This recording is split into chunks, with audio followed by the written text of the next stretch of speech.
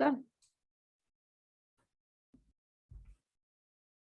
So I guess we can just say welcome back to everybody. And like the first live stream, I felt like we really tackled a lot of different things, talked a little bit about who we are, why we're here, and some of the elephants in the room, some of the common misconceptions in business.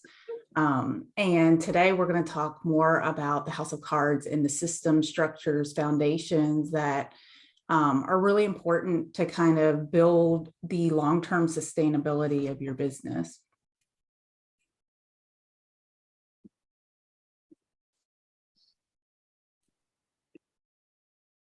So if you didn't catch the first live stream, we will pop the recording into the comments of this one, which whoever's Facebook profile you're actually watching it on. But yeah, we've been riffing over the last couple of days about, what this live stream kind of really entails. And like the reason why we kind of like went the house of cards, it's like literally, it's like if you ever played with poker cards, and literally you've got to build a strong foundation. And, if you want to build them up and you want to create like a pyramid out of them, it has to have a strong foundation first. And, it only takes one card to be slightly out for the entire house of cards to fall. And, it only takes one. Sorry about that. And in essence, that's the same in many ways with business. It's like we can circumnavigate a lot of the stuff, like a lot of like the simple, like the things that just don't really matter. But when it's the real foundational pieces, when one of those elements is out, it's going to actually impact every aspect of your business. So they're the kinds of things that we really want to talk about. And, obviously across the three of us, we have a multitude of knowledge, experience, maybe even a case of like, don't do what we did, right? So, and that's where we do kind of come into the thing of being like, these are the things that are the elephants in the room that none of us want to know, but we all need to hear. Yeah, totally. I mean, the elephant in the room, there's a lot of them, I must admit. And on my entrepreneurial journey, I've kind of seen and also experienced many of them myself. Some of them were none too pretty. Others left me kind of walking down sidebars that I probably shouldn't have, and just like spending more time on fluff, and that's what I'm going to say. But ultimately, it taught me a lot. And so I guess from my perspective, when I really look at my business and kind of how it started and how it's evolved over time, some of the things that I really would have been grateful for, I guess, for kind of information. And one of them I really actually did get from one of my teachers from my Colour of Woman Intentional Creativity teacher training, which was Charlotte Sophia. And she basically did this business program after the teacher training. And in this business program, she said, all you need is an offer, you need an audience to sell it to, and you need a way to take money. That pretty much is what business is about. Now, it's slightly different from like physical products to online products. That's pretty much all you need. And because I like to add another layer to it, I also don't really want to pay a lot of money for things, because especially if you're a startup, it's basically your own money. And the other thing is I want them to be simple enough that I can learn them within about an hour. And so for me, I really flew through a lot of different platforms because I like tech, so I don't mind it. And I discovered that the reality is that all I needed was Stripe, which was to take money from people. I can set up buttons and put them everywhere, wherever I feel like it, links and stuff like that. I used Facebook as my kind of audience conversation and dialogue, and offers, they came from me. So, that's kind of my input into it with my imagination and my intuition, but also kind of the structural elements of it, like pricing and things like that. And so that's what I did. And that was the most simplest model for me. And I was starting out and I didn't have much money, and it worked brilliantly. But I also understand that there's elements within those three components that we can get tripped up over. Like, we think we need all of these funnels, this like amazing software system with all of these marketing tools and stuff in it. But if you don't know how to use it and you're probably never going to use it at the start, then the investment that you're going to put into it, which, you know, can be anywhere from like $50 to $100, $150 a month, for something that really is just going to be sending emails to people, to maybe a list that you don't even have much people on. Is that really worth the return on investment that you're doing? And I think that's what I would have really liked, for someone to sit me down and go, okay, let's do a business audit and look at what kind of platforms you have. What are you using them for? Do you even need them? Are they redundant? Can you get rid of them? And that would have been really, really helpful for me. But I didn't. And so I floundered through a lot of different platforms, a lot of different strategies, a lot of different tactics, which are very different too, by the way. And I kind of came across back full circle, and I just use one email program, a course platform that I have, and Stripe. It's pretty much all I use now. And it was a lesson that I tell people, you know, you try and inform people about these certain pitfalls, especially when it comes to platforms, because everyone's got shiny kind of FOMO syndrome. But the reality is that that's someone else's kind of sale that are almost trying to push upon you. And it's not always important. What's important is actually cultivating relationships with people, because that's ultimately what's going to get you people that come through that know, like, and trust you. But they also are willing to kind of part with their money and give it to you. So that's where it's all actually really in. It's in cultivating relationships with people. The platforms are superfluous if you're not creating relationships with people. It's just not going to work. And I think on that, like, what tends to happen is, like, you know, you're starting out, you've decided that you want to go into business, or you want to, you know, that maybe you are in business.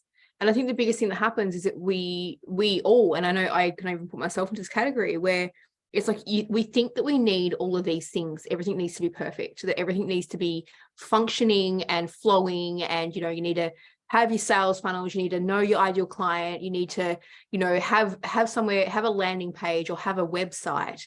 And so before you've even got out the gate, sorry, my phone keeps connecting. Before you even got out the gate, you're already up for a few $1,000s. And now I'm not saying that you should start business with no money behind you, but you're already out the gate and you're up for a few $1,000s because you've invested in, you know, maybe $100, $150 a month in platforms to email clients, and, you know, landing page software and, you know, integration software and all that sort of stuff. But not only that, it's also the time that it takes to use that. And I remember one of the conversations that we actually all had, one of you, I think Alison, it was you, it was like, you know, simplify to amplify was a saying that you used. And, you know, and I come back to this thing of like, if it ain't broke, don't fix it. If you have a way to create your offer, if you have a place to speak to your audience, and you have a way to take the money, like whether or not you're using your bank account, whether you're using Stripe, whether you're using PayPal, it's not really relevant where you're receiving it, so long as you have an ability to receive it. And I suppose the one thing I want to add to that, which I know that Crystal's going to speak more on, is having a place to account for it. So I'll let Crystal kind of go into that before we go into the next rabbit hole. Yeah. I mean, it's like, don't reinvent the wheel. You know, it's like, if you have something that's working for you, I mean, there's always going to be somebody who says, oh, you're going to get more traction here, or this has extra bells and whistles. But it's like, if it's actually working for you, you don't necessarily need to jump on the next thing. And so, yeah, I mean, that's kind of what all of this is centered around, is because there is so much out in the market, and you could spin your wheels, really, just learning all the different things. And then, oh, well, now I hear this is better. So it's like just really getting clear on just those simple foundations in your business. And if something's working for you, just keep using it until you grow to the point that you need those extra bells and whistles. So circling back to, you know, accounting, I've done finance for businesses for 20 plus years, and, you know, from corporate to small businesses. Now, what I'll say with small businesses and entrepreneurs, this is an area that we don't want to look at it. Like, it's like, oh, I'll get to that later. You know, I don't really want to do that. And a lot of times when I've gotten called into either big businesses or small businesses is where it gets to the point that all of a sudden it's like a fire and something needs to happen. And so We used to what call I it a can say- shoebox. Yeah. You got called in to sort the shoebox. Exactly. But I mean, it's like we overcomplicate even finances. And, you know, I was telling both Laura and Allison, yeah, there's accounting systems. Yeah, you can learn those. Do you actually need them when you start out? Possibly, but possibly not. And, you know, it's something as simple as just having a spreadsheet with a couple columns on it when you first start out, and going through and keeping your receipts, and once a month highlighting your bank statements, wherever this is coming out of, what are expenses.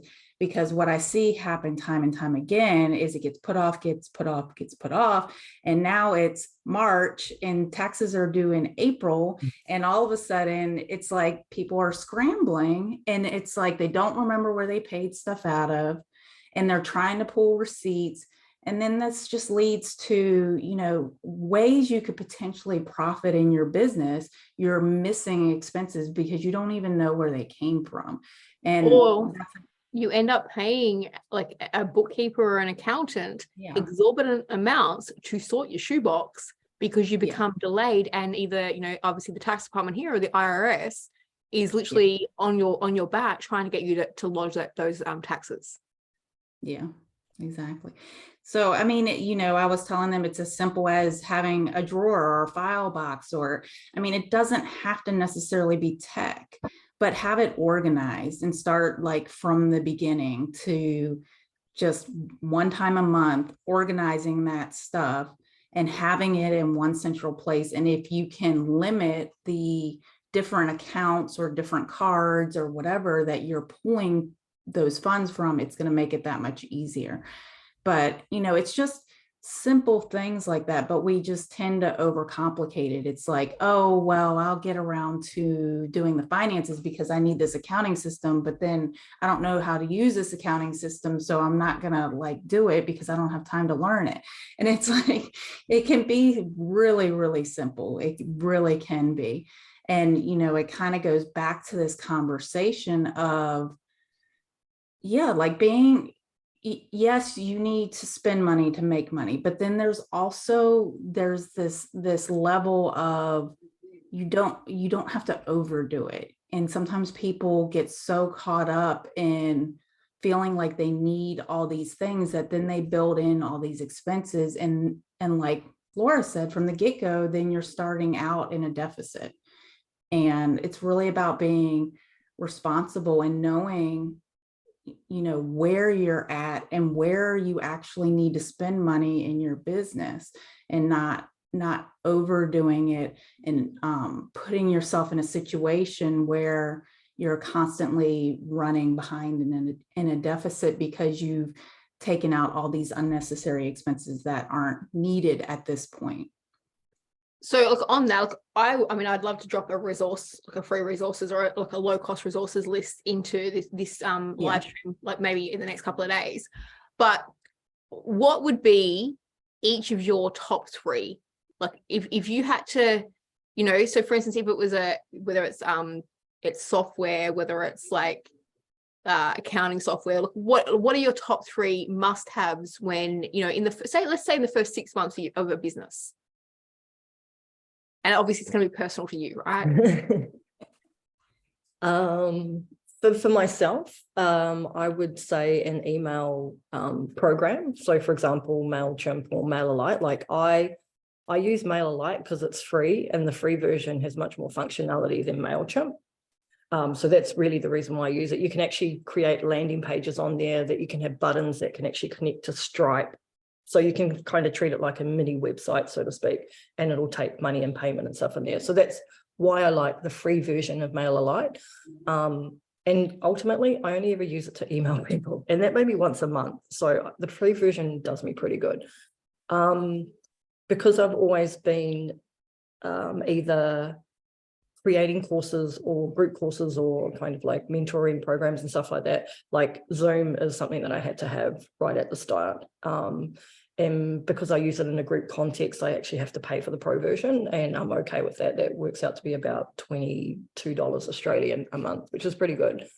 And for me, the third thing, so I did have an accounting program right at the start, and I didn't use it. So I think the third thing is just a simple spreadsheet for me and my phone.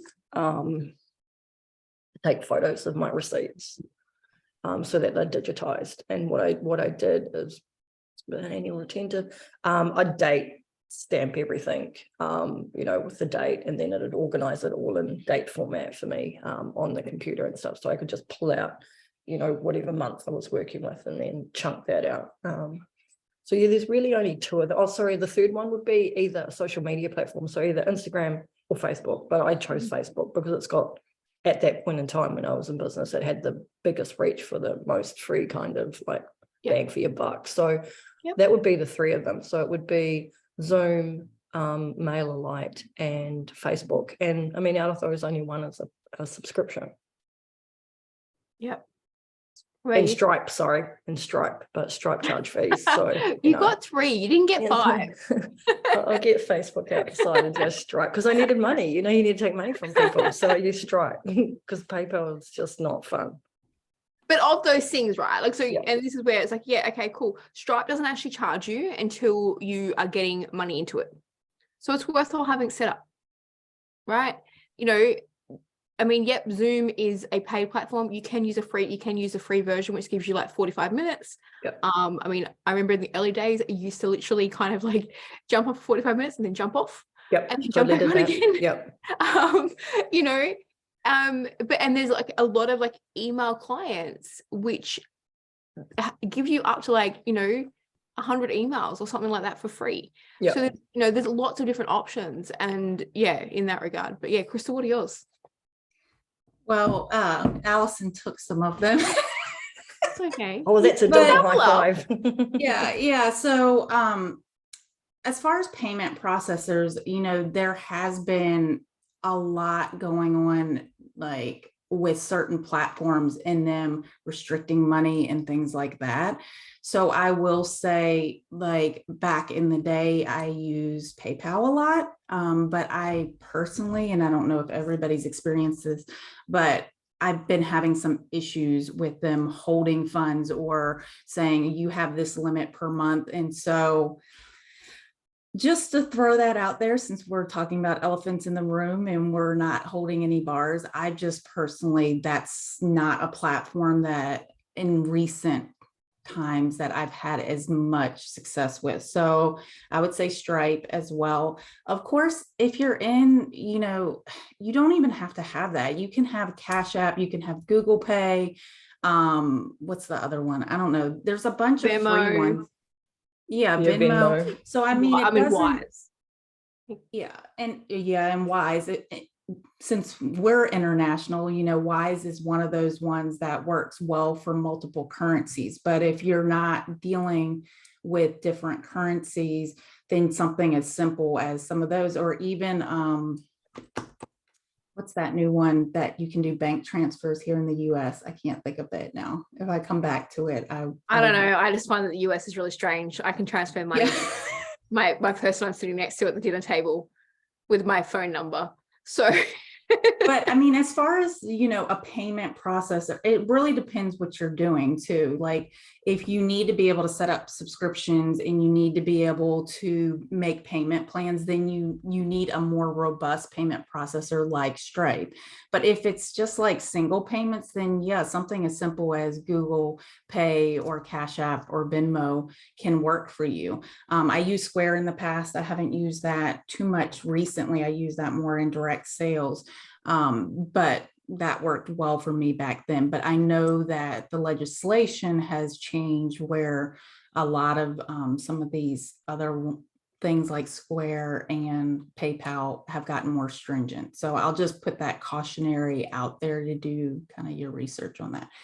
Canva is a program that I love for creating like graphics and things to like promote your business. And they have a free version. You do not have to do the paid one. If you get to the point that you need the capabilities of the paid one, you can do that.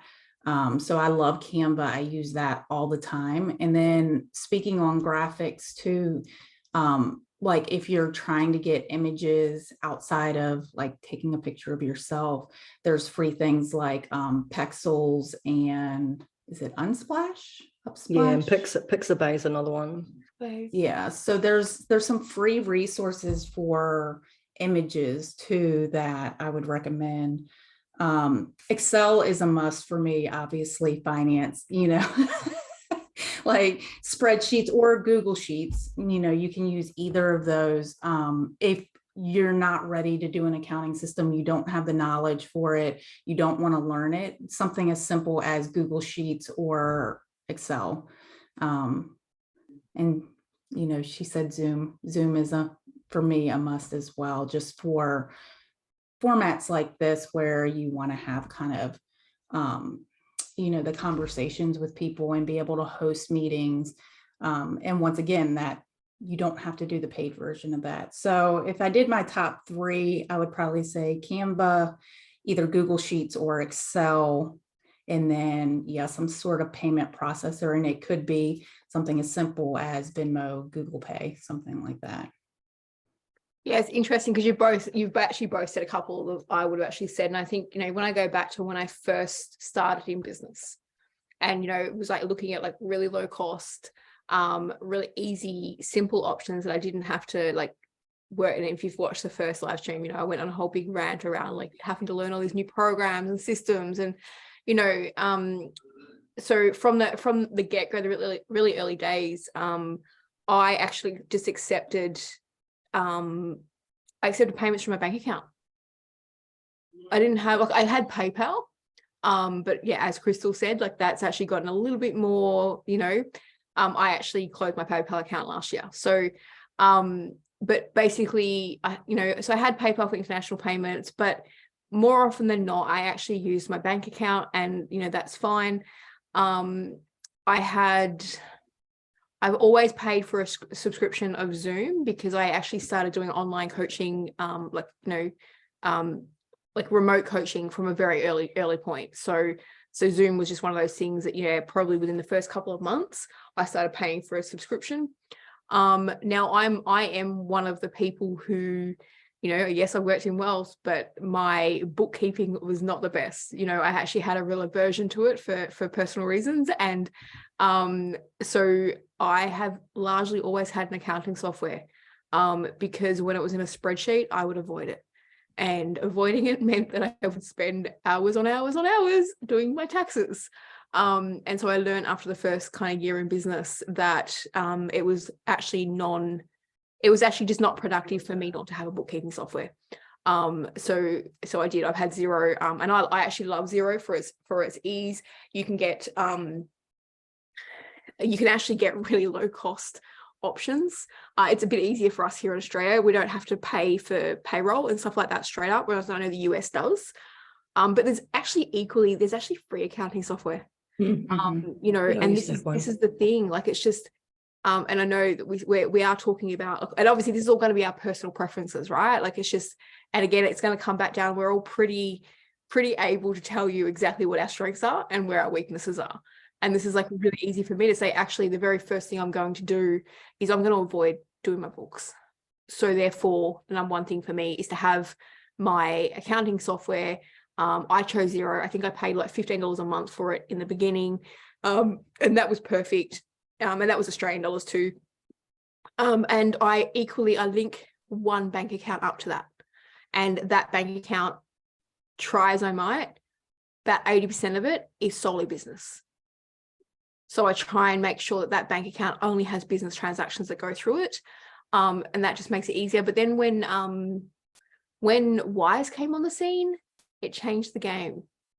So if you don't have Wise, and you are in international transactions, it's a game changer. I'm not going to say publicly why, but basically it's a game changer. Fees are less than any of the other platforms out there. particularly if you are doing cross-currency conversions quite instantaneously. And it's actually really easy to use. Now, it's easier for us to use here because we've been used to doing bank transfers. I do know that there's, obviously the States is only just getting on the bandwagon with bank transfers. So I do know clients have actually had a lot of problems setting up wires accounts and stuff like that. So, but yeah, that's a couple of mine. Then I have literally just used Facebook and Instagram.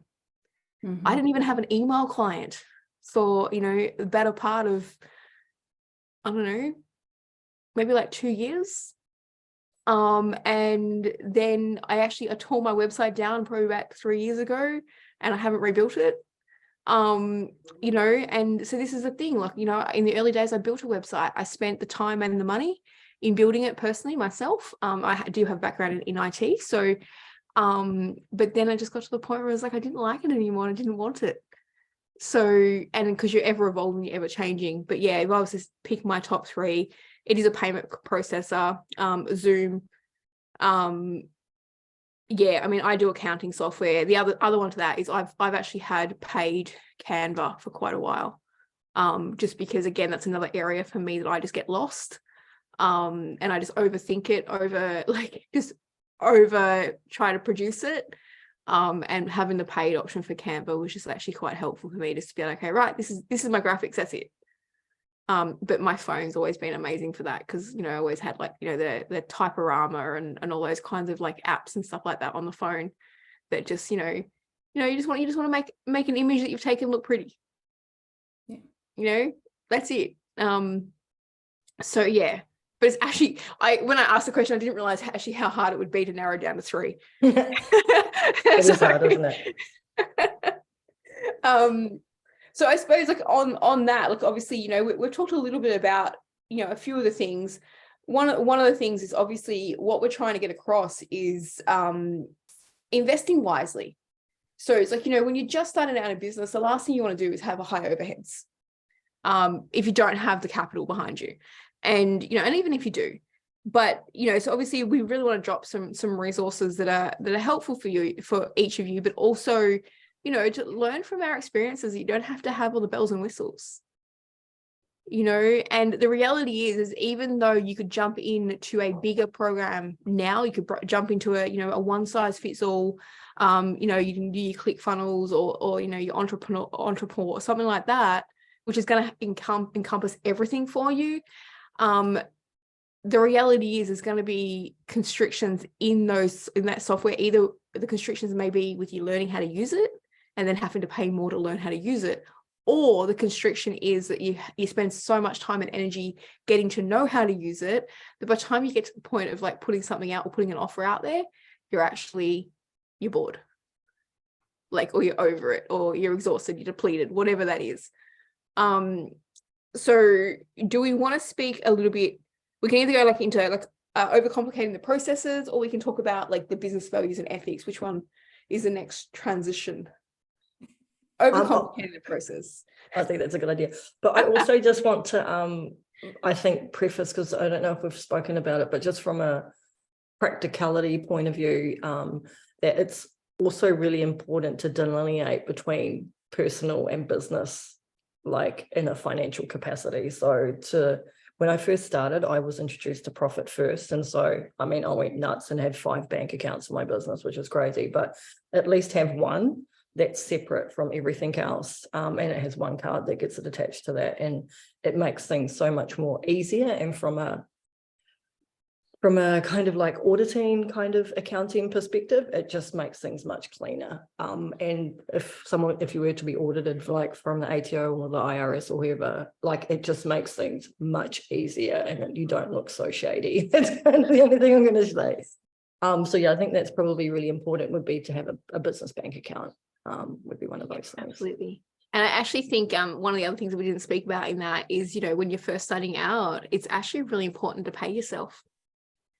Not down the other end of the spectrum. See, this is one of those moments where you have to actually put me on mute. So yeah, but it's really important to pay yourself. particularly if you are jumping into business, and you know, maybe you are still working part-time, or you're still working full-time, and you're growing your business until it gets to a certain point. But also maybe you're not in those things and you are jumping into business full-time.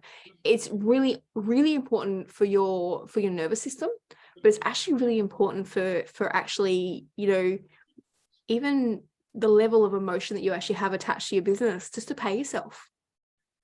And you'd be surprised how much that just changes your work ethic. Yeah, totally. I totally agree with that. Like, I think that's part of the profit first philosophy. And that's the reason why there's 5 bank accounts, because there's a percentage split that happens. And one of those splits is 10% for profit that goes, you know, every quarter. You spend it on yourself. Like, it's your thing that you get to do. And that's one of the reasons why you get into business, is not to replace your salary, but it's to replace it and then some, and then, you know, move into kind of profit and philanthropy and stuff like that, if that's what you want to do.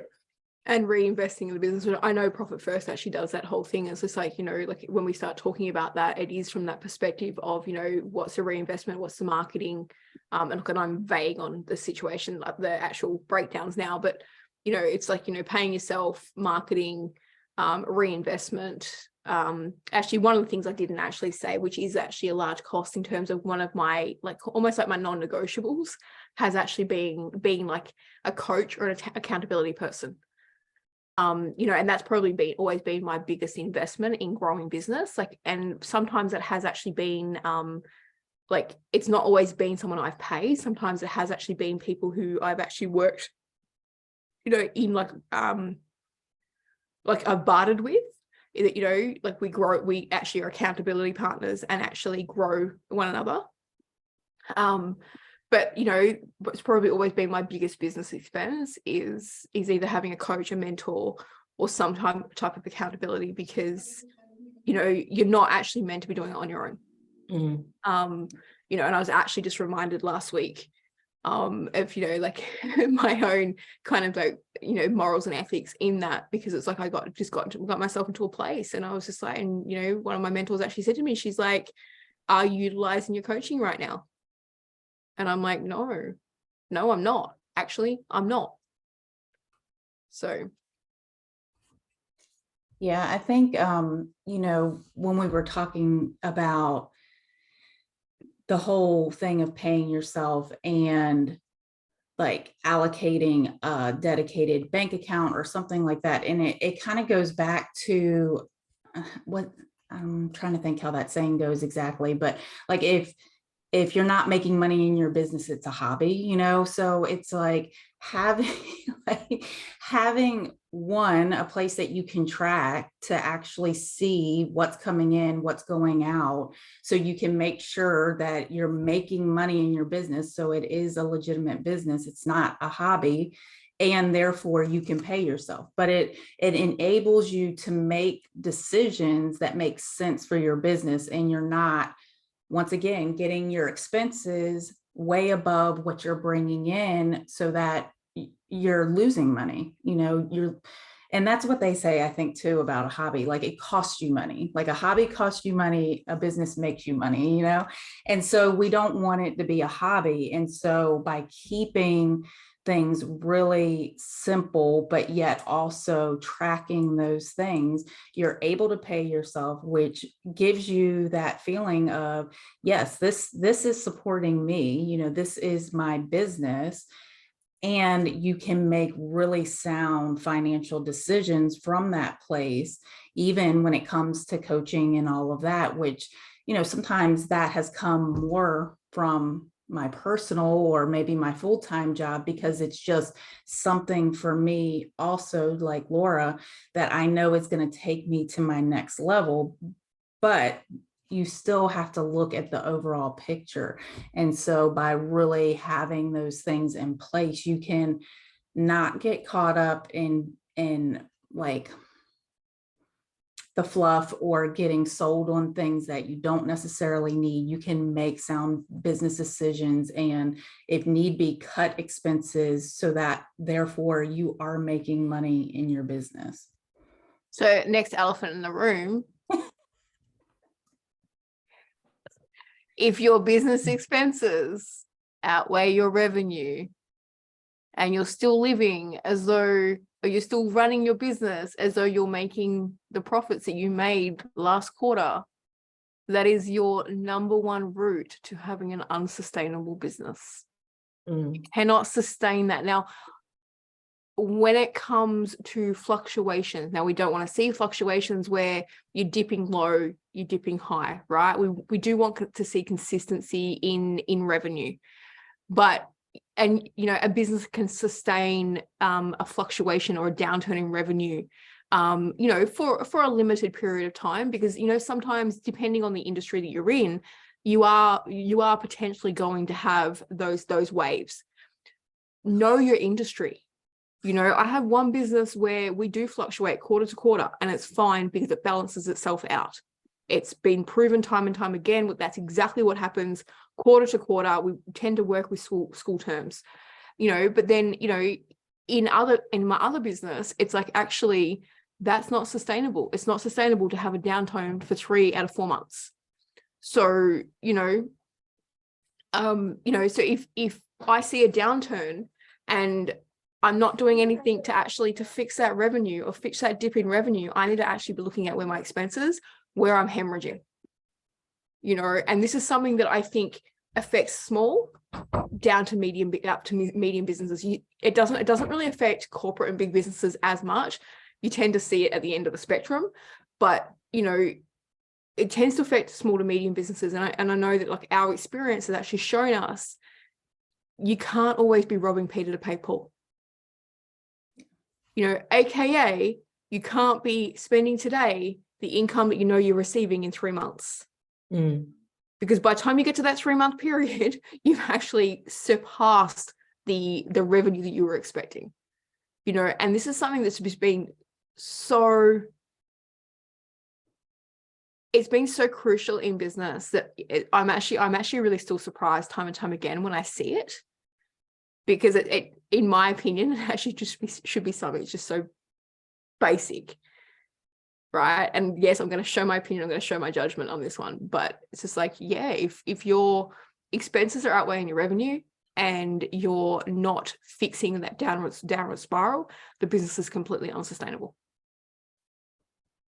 And I think, just speaking to that too, like, it doesn't have to be a permanent cut of that expense either. You know what I mean? So sometimes we have to make adjustments, because, once again, going back to the nervous system, do you want to be operating your business from this place of lack and feeling like, okay, I'm just getting further and further behind? Or would you rather make those sacrifices now and say, okay, I really don't need this, I really don't need that, let's cut that out for a couple months, let's get back either in the positive or start the trajectory back towards that. So therefore, your nervous system, you start to feel better, because there's an energetic piece to your business too. And I think that's important, kind of, we were talking about the pendulum swings, in these different philosophies. And there's 2 parts to your business, and they're equally important to keep balance. And so you have the really practical decision-making side, but you also have the energetic piece as well. And so you have to really look at, how are you feeling? Because are you going to be able to show up?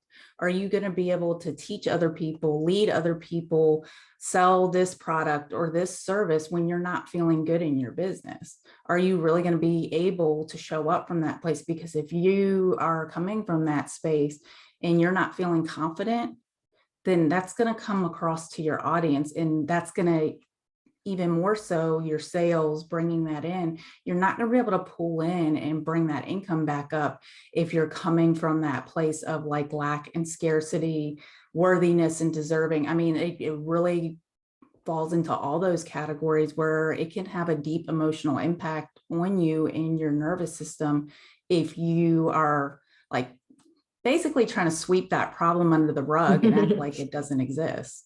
Well, this is the part, right? If you're operating from fear and desperation, you're going to be making decisions that are not logical. Yeah. They're not going to be logical. They're not going to be sustainable. Your audience is going to be able to feel it. And this is why, you know, like one of the things that like I'm in my practice, like I'm actually hugely passionate about is actually having the income that you need to sustain you, so that then your business is not it doesn't have to take on that energy. It doesn't have to take on the energy to put food on your table. You're actually able to create in a way that is not from desperation. If you're creating from it, no. I'm like, elephant in the room just popped in my head right there. Yeah, if you're creating from a place of desperation, then everything is going to feel hard, and everything's going to feel like stringent, and you're going to be in so much fear that your nervous system goes into collapse. Like your nervous system goes into this like, you know, for those who know Chinese medicine, I'm actually a fire constitution. I'm a pericardium fire. So I literally go into full protection. If I don't feel safe, I'm in full protection. I'm shut down. You're going to get nothing out of me. And that comes like when it comes to finances, if you're in a place where you don't feel financially secure or you can't put food on your table, there is nothing wrong with holding a part or a full-time job whilst you grow your business on the side. Yeah, There's nothing totally. wrong with that. And any coach or mentor who tells you otherwise, I'm sorry, fire their ass. Like, actually, no, I'm not even sorry. Well, Well, I that's, mean, you yeah. just jumped into that elephant in the room that I was thinking of. Like, I remember years ago when I kind of left corporate and started doing my consulting, and also entering the coaching industry, it was almost portrayed that if you fully believed in your business, then you should quit your full-time job and jump in head first. And so, I mean, that can work, and it has worked for some people, but you also need to know yourself and understand that if you don't have a reserve of money to live off of, do you really want to put yourself and your nervous system through that, where all of a sudden you're struggling to pay your rent, struggling to put food on the table, because then you're not able to show up in your business in your best energy. You're not able to really come from a place of service. You can't serve you can't serve when your cup's half empty. Like, you have to make sure that you are in a space that you're receiving everything that you need. So then you can then give out to others and serve others from your overflow. Yeah, there you go.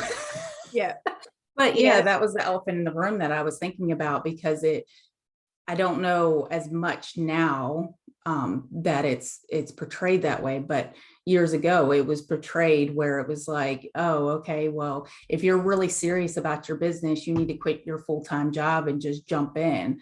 And yeah. Same. Yeah. And it's really interesting. I've always, like, you know, and obviously since coming, like when I first started out, that was the portrayal, right? And these last few years, I've actually always just like taken on projects. Some have been short-term, some have been long-term, some have been contractual, some have been, you know, like have ended up being a lot longer than what I kind of initially kind of imagined. But I always found like a lot of security in taking on short-term projects, because I could actually, you know, dedicate a few days a week to the project and a few days a week to my coaching, whilst it worked in with my children and traveling and all that kind of stuff. And you know, I remember actually saying it to a client recently that it was actually something that I was like, it actually doesn't have any relevance to how my business or isn't going. It's actually just something that I actually love, because it actually keeps my brain functioning, keeps my brain occupied. Like, it means I'm not always fixing stuff. Like, sometimes I'm just jumping in and I'm writing content for someone, like, you know, and I actually find that really, like, is it cathartic? Like, I actually just cathartic. Yeah, I actually find it I enjoy it. So, and I think it's important. Like, I think it's important to have different perspectives. Like, if you're the only one in your business, working on your business and in your business full time, like, something's gonna happen for sure. Whether there's a gremlin that comes up, like personally, you know, or something that you're kind of working with in your subconscious and stuff like that, like something's going to come up. I mean, even when you go to work full time and you work 40 hours a week, maybe 60, sometimes more, like you still have the opportunity to walk away from it on the weekends. Like I find with an online business, like I'm on all the time, and that's not healthy. And it's always good to kind of do something different, or to work with different people, or to take on different projects, because it actually does keep you engaged in your own business. Actually, Crystal, so you and I were working, together through the pandemic, and like, not to speak to the pandemic or anything, but like I remember at times, like I effectively had like put myself in a position where I was working like 20 hours a day. And I was not switching off. Like there was just like no off switch. I was always next to my phone. And I remember, Crystal, you and, a couple of other people that we know kind of being like, hey, you're actually building your own jail. Like you can't actually leave your computer. And I was anxious to leave my computer, and I'd actually effectively built my own little imprisonment in this computer screen, by just keeping myself busy working all the time. Yeah, I was going to say, that the pandemic really highlighted a couple different things. And the one positive to it that I think a lot of people realized is, well, for one, it opened up more opportunities for working different ways and working the way that you want to. But it also highlighted kind of this idea of like people having multiple sources of income as well, because, people who were in corporate, a lot of them lost their jobs. And so it's like there were some very valuable lessons in the pandemic as far as, kind of diversifying different ways to bring income in, but also the positive of it was that things became more flexible. And so when we're kind of circling back to, if you need money to survive, that there are opportunities outside of while you're building your business to still be able to do all the things you want to do. My daughter is a competitive golfer, so like I need that flexibility because that's a value for me, that it's important for me to be there for my daughter. But I'm also like, some people, being a mom and being, a wife is their life. That's what they enjoy and that's their value, and they don't need anything outside of it. But then there's other people that want to build something for themselves. They want to build their own business. And so if that's a value of yours, there's opportunities now that you have all kinds of hybrid or remote work environments. I mean, there's just different ways to still have that safety, stability, security while accomplishing whatever your goals are. And that includes if you're building your business and it's not to the point that it can fulfill all your needs in the beginning, that you can still work, but work in such a way that you can still do the things that are important to you, whether that's, family, children, and allow time for building your business, which is, maybe your passion project. So I kind of just wanted to speak to that too, because, years ago, there weren't as many opportunities for that type of flexibility. It was like, if you wanted to build a business and you still needed to work, you were working 40 hours a week, 8 to 5, which I did. I've done that in the past too. I had a boutique and, I was working full time running a boutique. So I was working evenings when I got home, but like Laura, I was never switched off. I was never there with my family because it was like, I was having to work full time while building my passion project on the evenings and weekends. And it left me nothing. And it was like, it goes back to that balance though. Like I was sacrificing my personal life, my family's life, because there wasn't as much flexibility to be able to do it in a balanced way, I guess. Yeah, it's definitely one of the best things that's come out of the last couple of years.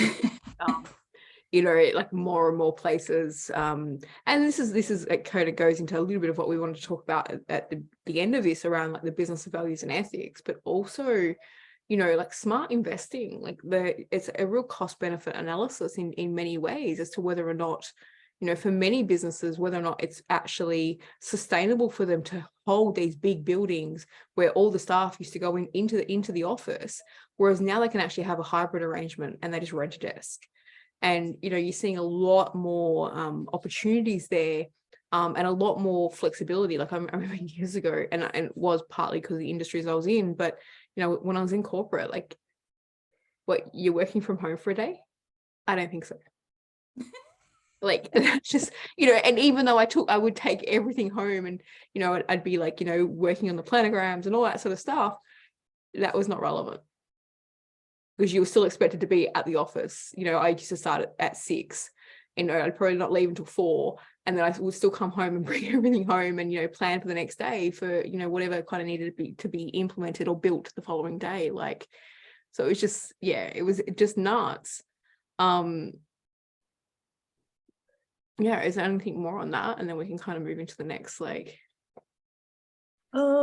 Yeah, I mean, you know, the pandemic over those couple of years, it really did break a lot of like programming and conditioning that existed, and especially in regards to workplaces. Like, I worked in public health, and, you know, kind of the opinion was like, what are you doing working from home? Like, that's just not how we do things here. Like, we need to see you. Like, and the funny thing is like, it really changed over that time because they had to, and then they realized that, oh, we actually can be flexible. So I think that was a really brilliant thing. And it also made people aware of, I guess, the time involved as well that it takes to go to work, get ready, be at work, do the things, and then come back home. Like, you found all this time that you could dedicate, you know, maybe either to something that you're really passionate about starting a business, or spending more time with your family, or, you know, doing something that you really love. You're like, wow, I've got all of this time. What am I going to do with it?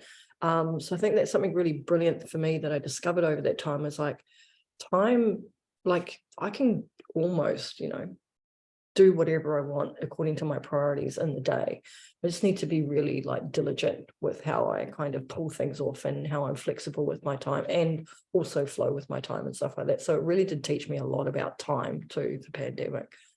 So that's something, you know, obviously we didn't actually speak in the systems and structures and bits and pieces, but something I've always subscribed to, and I didn't actually realize how relevant it was until I started having a few clients getting lost in the, you know, oh my gosh, I've got all these things to do, or the overwhelm, or, you know, like just being able to be like, oh my gosh, like, where do I begin? I've always practiced this thing called structured flexibility, in that, you know, at the beginning of the week, usually, you know, maybe a Sunday or Monday, I would literally kind of look at what I wanted or what I needed to achieve that week. And then I would break that down into, you know, the tasks that would actually, you know, and it doesn't actually have to be so stringent or so structured, right? But it's just like, I'd break that down in my mind of what tasks would be associated to those things. And sometimes it could be client work, sometimes it could be sessions I have to do with clients. And then in the extra time, it would be like, you know, whatever content I was writing or whatever I was editing or whatever else was going on. But if I woke up, you know, say I wake up tomorrow and I've got this, you know, this block in my calendar between 9 and 11, and I decide that I don't really feel like writing content, that's actually completely okay, because the flexibility actually allows me to pull something else from my list and do that in that time that I've allocated. And, you know, or if the kids are like, you know, our kids are on holidays here at the moment. So it's like, if the kid's like, oh, mum, can you drive me to this place? Yep, cool. I've got that time. I'll reallocate it to somewhere else. Like, so it's that structured flexibility, in that you can actually collapse time, get a lot more things done by simply knowing what you want to achieve. You know, like, and like my clients all know, like, they know that they can message me during the week and they have something that they actually need done. And more often than not, I can find a place to fit them in. You know, and it's not because I'm not busy. It's not because I don't have a lot of things to do. It's just because that structured flexibility actually allows me to plug in anything I need to plug in wherever I need it. Like, I ended up building, you know, a couple of like landing pages late last week, just because I was like, oh yeah, cool, I can throw that in this block. I was just going to be writing content at that point anyway. Like, so yeah, so that's I really plan to play with this thing called structure flexibility. Yeah, that's cool. I like that. Yeah. Which I think for me, one of the things coming from like a administration kind of background that I probably should have said, like one of the things that I would top my 3 is a calendar. Like whether it's physical, or digital, like a calendar, like Google Calendar is kind of the one for me. But I have a physical calendar and diary and stuff that I use, and I think that's probably an important thing as well to have. But yeah, funny. I felt like that was like one of those like the given kind of thing. It was just like a given. Like, I mean, my kids have a calendar, you know, and they all gripe about the fact that they get notifications for each other. And it's like, well, that's just how it goes. But it's actually made, you know, the separation from their dad just so much easier because we have a shared calendar on the given weeks that the kids are with each of us, so we know exactly where they need to be, who needs to be taking them, you know, and if either of us need to be able to ask someone else for support, we're able to actually do that because it's like in advance we know, hey, this child needs to be at this place, you know. So it's just, yeah, I just kind of felt like the calendar thing was a given. Yeah, I thought so too, but I thought I'd better mention it because we're talking about time. All right, so I know we kind of touched on like business ethics and the psychology of investing in a couple of the things that we spoke about, you know, and I suppose something that we got into talking about was like transparency and the emotional association and disassociation of how you invest, you know, and obviously this is probably where we all are gonna like expose some elephants in the room and do it in a way that's very authentic to who we each are. But yeah, I suppose where do we start on? Yeah, so I mean yeah. You go, Crystal. You go. Yeah. Don't all think it was. It circles back to knowing, what some of your core values are. And so when you're really looking at investing, there's a couple components to that, but like understanding what's important to you. But then with your business being a separate piece of you, also understanding like what is actually relevant in your business and like what things do you excel at? Like if you excel at a certain area and you enjoy doing it, we'll put that in there too. If you enjoy doing something and you excel at it, then that's something that maybe you can handle yourself in your business.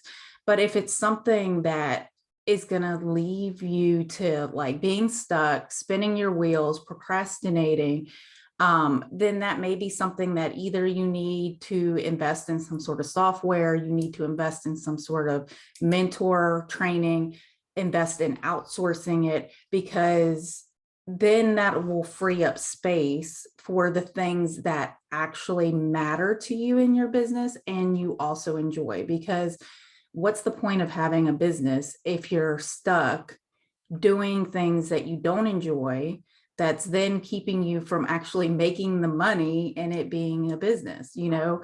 So it's like really looking at it, and it's going to be, I think it's important to come back to this point. It's going to be different for each person.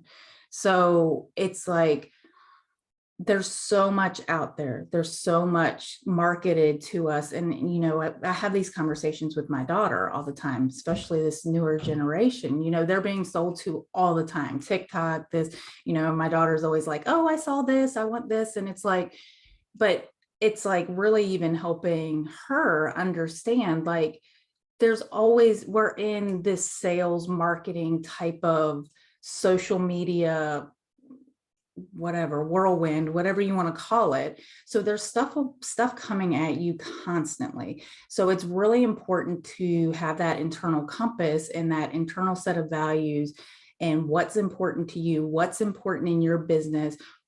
When people look at your business, what do they see that you stand for? And putting everything through that filter of, is this actually relevant in my business? Is this something that I can handle myself? Or is this something that I do need some sort of external resource, not because I couldn't do it, but because it maybe opens me up to the things that I'm actually really good at doing, or the things in my business that only I can do.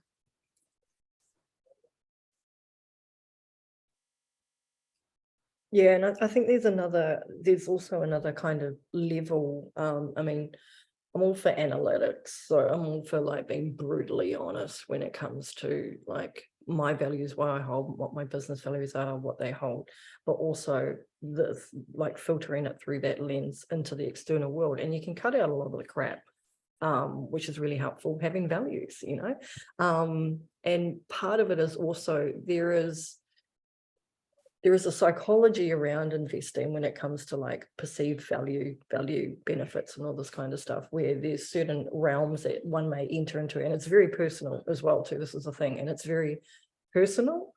It's also very individual to the decision that you're making, so it will change over time and stuff like this. But also to know that there's certain kind of thresholds, which are kind of safety and security thresholds that one may undertake that you might not want to go past. But then to also, there's this element here of, you know, having an honest conversation with oneself is like, is that actually a kind of block? I hate that word, but I'm just going to use it. Is that somewhere where you don't want to go, or is that somewhere you can stretch yourself past and then kind of grow and evolve beyond it? Because they are slightly different. One is, I guess, more fear-based around it, and the other one is more like, oh, maybe can I? Yeah, okay, let's do this. So there's a different kind of energetic tonal quality to it. And I think that also needs to be spoken about, because investing, full stop, you are going to come up against things. And depending on the amount of the investment and where you are, like personally, as well as in your business kind of standing, it will have very different effects upon you. And it's just mindful to kind of go, okay, is that really something that I am, you know, putting myself into debt for to get something, or is that something that I can stretch and the ROI and it's going to come back and I'm going to see kind of effect from that, like not necessarily immediately, but within the short term. And I think that's also something to be kind of spoken about as well. Well, I think, you know, it kind of encompasses this aspect that if you know yourself, like you really know yourself, then getting in touch with what those like values and ethics are in the context of your business. And, you know, so if everything's going through that filter, and if something doesn't feel right, trust it. Trust it. Like, however, there's a level of discernment, because it's just like there's a level here of being like, am I trusting it because I want to stay comfortable? Or am I prepared to get uncomfortable, but this is just not the right thing? And that's where I feel like there's an outside source, there's an outside resource that we need to tap into, be it people who know us well, be it a coach or a mentor, or whatever that looks like. But, you know, like in times where I'm just like, I'm getting this nudge that I want to kind of be in this space, but actually it's just not lining up, I'm gonna run it through a friend who knows my ethics, who knows my morals, who knows my journey of where I'm going. Because guaranteed, as I share it, I'm going to get the knowledge as to whether or not I'm investing in that place. Yeah. You know, and the other side to that is, Crystal, like you touched on it, and it was like, you know, in the context of your business, like one of my mentors years ago actually said, in your business, you should do what only you can do. So you should be doing what only you can do. Everything else has the ability to be outsourced. And I'm not saying that you'll do that from the get-go or from the beginning, but if something doesn't bring you joy, and there's a meme about this, but I'm not going to go into it, but if something doesn't bring you joy, then you shouldn't be doing it in your business. And I've always had like a list of things, you know, and sometimes it's got 2 or 3 things of the very first thing I would outsource. So it's like, you know, these are the things that are my sticking points, that are the things that I literally do last on my list. It's like when you've got a plate at dinner and there's just like something you just don't like on it, and that's the thing that you eat last. That's what it is in business. There's always those things that I would outsource the moment I started making money, because it was like the moment I started making money, that was the first thing that went, and it was bookkeeping. So because it was like, which is actually funny considering the roles that we've ended up in. You know, but it was like, you know, in the context of mine, it's like, you know, it's like focus on your genius, focus on the things that you do really well. And yeah, there's an aspect of needing to know how to do everything in your business, but there's also an aspect of admitting when you're not the expert. Yeah. Trust and courage, I think, are two like things in business that will hold you in good stead. Yeah. Look, and to be honest, I've made massive investments and they've felt really easy, really flowing, scared the hell out of me, but they've also felt really good. And I've made some really minor investments that have literally kicked me in the ass, kicking and screaming for 12 months. Like literally, so it's just like, this is the thing. It's just like, at the end of the day, you've got to trust that gut. You've got to trust that gut. And, you know, like I do a lot of work in 3-brain technology, and that's, you know, the head, heart, and gut brain. And it's like, and I'm a, you know, a generator in human design, and you know, so everything for me is guttural. And it's just like, yeah, if you're getting that it's a flat So but I suppose, you know, in that, like, it's equally something I know that all three of us, so like we could probably talk all night to, is, you know, ethics in, you know, like, is this something that's going to stretch you, that stretch? So what is your stretch versus is something going to like literally tip the scales and have you crying in the corner of the room, unable to actually function because your nervous system is so ratchet. You know, if any person that you're looking to invest in is having you to that point where you're stretching so much that you're literally having to sell something or sell your car or take out a loan, or, and this is going to be very personal decision, like very personal opinion here. If you're having to take out a loan to get coaching, I'm sorry, why?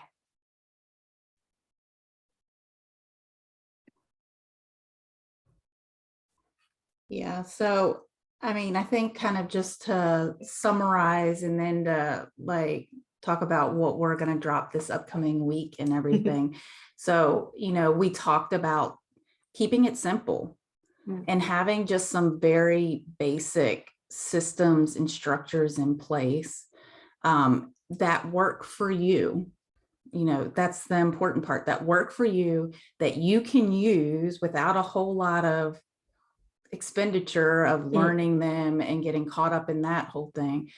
And then like, yeah, coming back to your core values in your business and making sure your business is profitable, looking at things through the lens of when you take on an expense in business, because business is going to have expenses, that is a given, but being really discerning about those expenses in your business based on what's important to you, the things that you know you might get hung up on if you don't have, you know, maybe the software or the support to help you with. But it's like really looking through what's important to you and what you need in your business, and trying to really keep it simple and not overcomplicating and bringing too many different things in. So this week coming up, we're going to be dropping some things for you to really, like, we want to give people time to, one, if you haven't caught part 1 and part 2, to kind of catch up on them. But we're also going to give you like some assignments this upcoming week to really, you know, do kind of an audit of your business and look at what do you have in place, what things are you missing, and some journal prompts to really help you get to the heart of what is important in your business, the ethics, the morals, what are the things you want your brand to stand for. And Laura or Allison, I don't know if you want to speak any more to those points, that I missed anything. Yeah, so, you know, I think you summarized the points like really well. Like, I think, you know, as part of what we're looking at dropping over the next week, is like really like giving like all these resources that we typically each of us may use or we may have used in the past, but with that also a little bit of strategy. So, you know, like one of the things I know was asked was actually around social media strategy.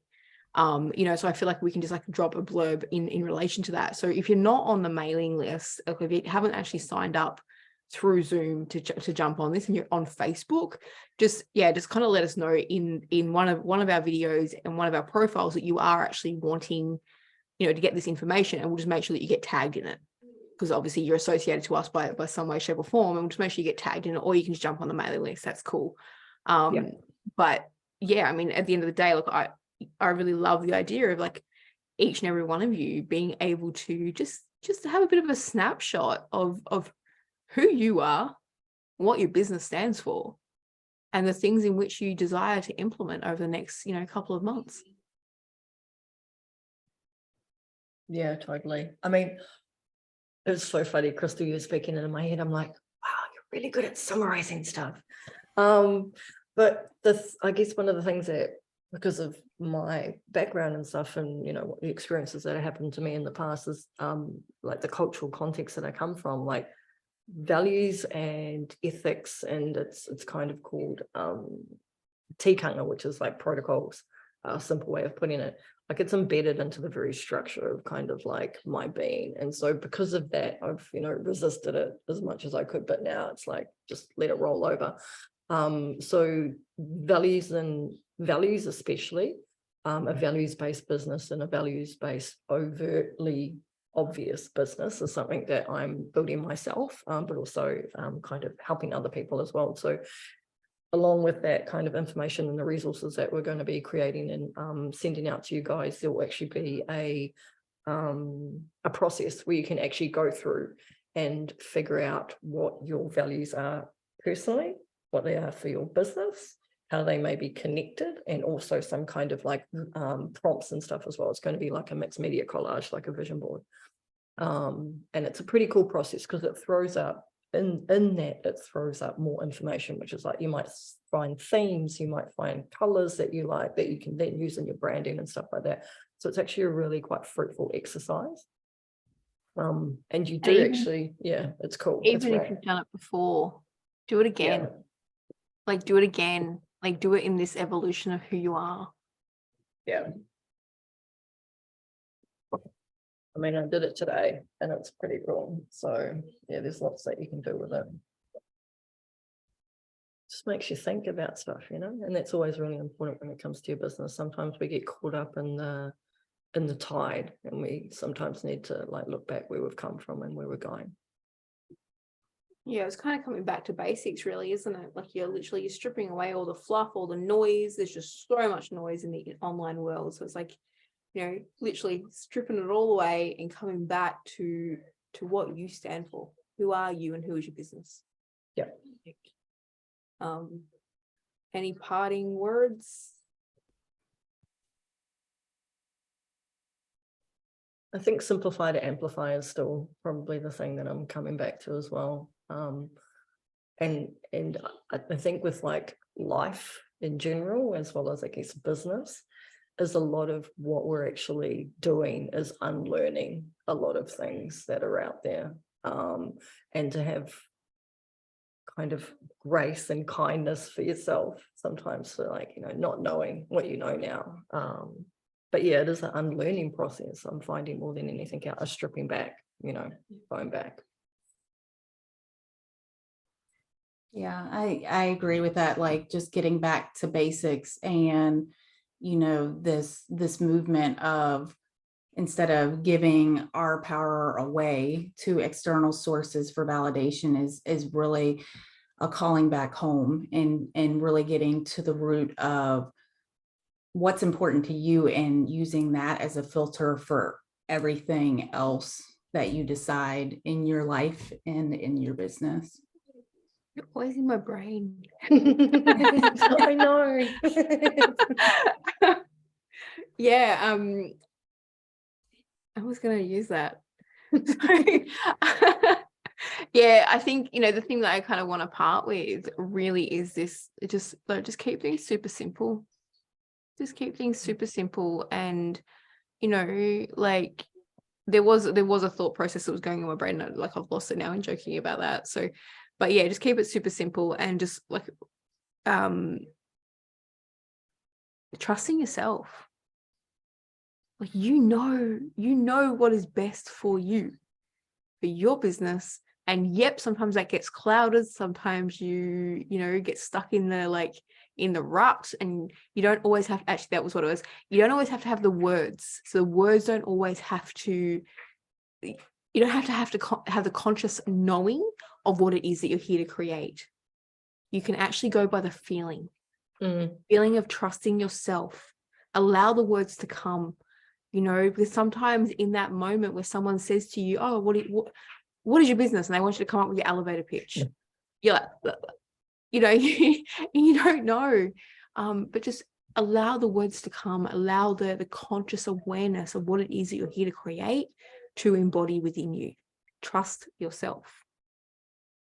Trust yourself and just follow that gut instincts. There are no rights or wrongs. The only rights or wrongs are the way in which you treat yourself and others. So, at the end of the day, trust yourself and just follow that gut instinct. Totally. And I think a parting thing for me as well too, I think because of some of the information and the context that's come up in regards to our conversations, but also posts and stuff that I've seen, is that there are 7 billion different ways of doing business. And we've probably really only been exposed to maybe 5. And so that means that there's so much out there that we don't know or haven't seen, and we just constantly kind of narrowed into this very specific narrow way of doing business. And I think that's something that I would like to impress upon people.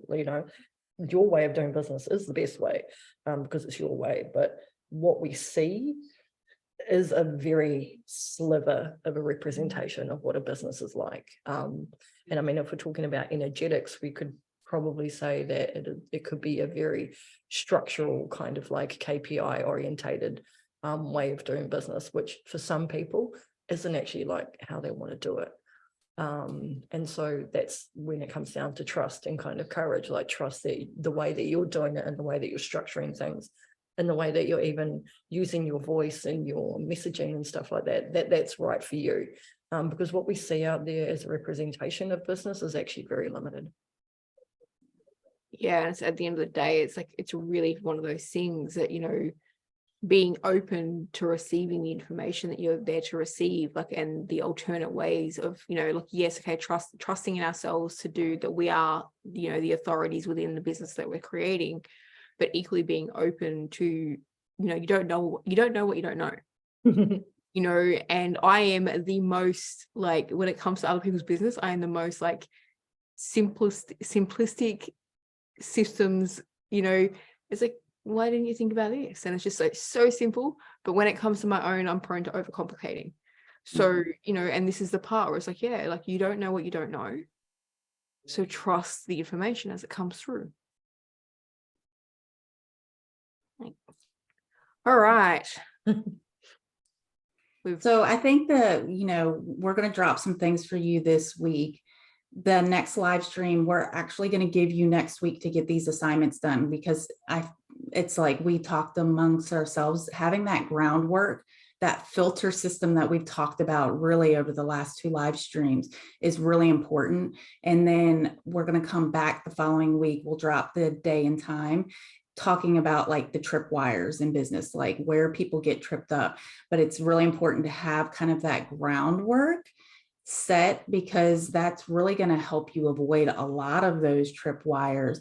But we're going to go more into detail on that. But we really want to give you something tangible to walk away from this live stream series with, that is going to be your filter, your North Star, your groundwork, that as you're making decisions in your business, you can come back to that. Yeah. Always come back to that. Yeah. And I think, and if you have things that you even if it's practical things that you're like, I don't know how to put captions on videos in Instagram. Yep. Tag us, ask the question. If we haven't seen the video on how to do it, chances are we've had to work it out for ourselves, right? Or I can tell you, I know for myself, I can tell you people who follow who literally are always giving, the latest and greatest way of doing something. But tag us in the question, on one of these videos, just write the question, and we'll make sure that in this stuff, either in the tripwires or in the stuff that we're giving you, that question is actually answered. Yeah. All right, it's time for bed. Yeah.